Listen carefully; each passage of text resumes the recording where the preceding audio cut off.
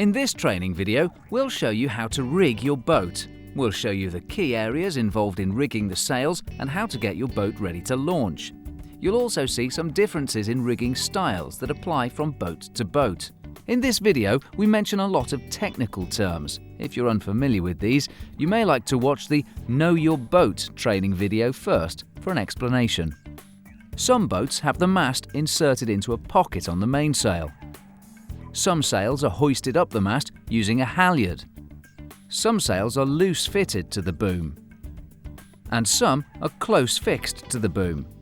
But fundamentally, the rigging process is the same. Let's now look at a two-hander, starting with the jib. The head of the jib connects to the jib halyard with a shackle and split ring. The tack of the jib connects to a fitting on the deck, again with a shackle. The jib halyard is pulled to hoist the sail.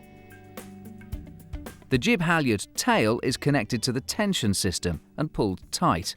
This tensions the wire rigging. Check the shrouds are tight by giving them a pluck like this. To stop the sail from flapping, pull on the furling line to roll up the sail. Let's now look at the mainsail. Untie the halyard and check above to check that it's not tangled in the rigging. Connect the halyard to the head of the sail. Here, we're looping the halyard back over its plastic stopper to lock it in place. If you're hoisting the sail on land, make sure the bow of the boat is pointing towards the wind. Place the top of the sail in the mast track and pull on the halyard. It works well if one person pulls and one person feeds the sail into the track. Continue pulling until the mainsail is fully hoisted. Some people fit buoyancy bags to the halyard, which help prevent the boat from inverting in the event of a capsize. To keep the sail at the top of the mast, lock the halyard, tidy up the rest of the halyard and store it safely. Some sails have an extra restraining strap near the tack of the sail. Loop it around the mast and secure it. Next, fix the tack of the sail. This is controlled with a downhaul. Loop the downhaul through the eyelet on the sail and secure it back to the boom, and then pull it tight. Next, rig the clew of the sail.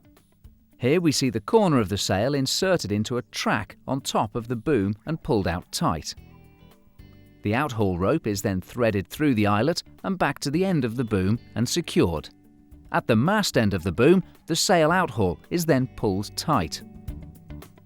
If your boat doesn't have a track on top of the boom, the clew will ride up like this. To hold the clew in place, tie it to the boom. Here we're using a reef knot. The main sheet is then simply threaded between the blocks on the boom and on the boat, ending up with the main sheet jam cleat, where a stopper knot is tied in the end to stop it running free.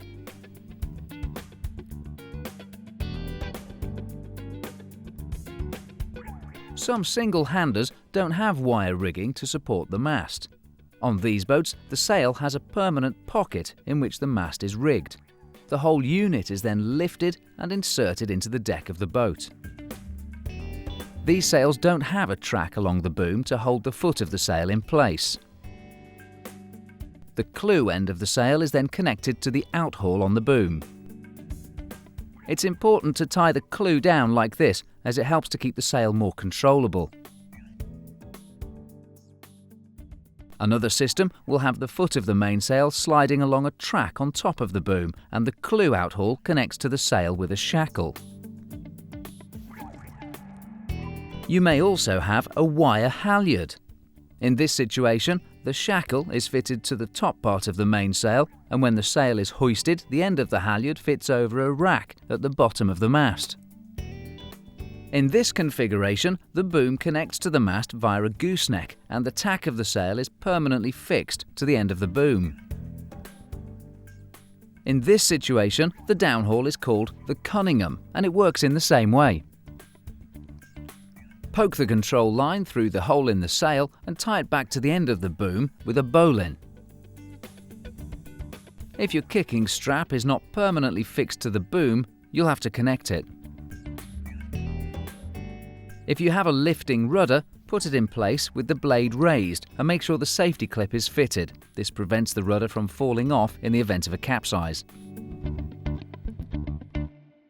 Search the channel for the next section of this video. And if you found this video interesting, please don't forget to like us, as this will allow us to make more.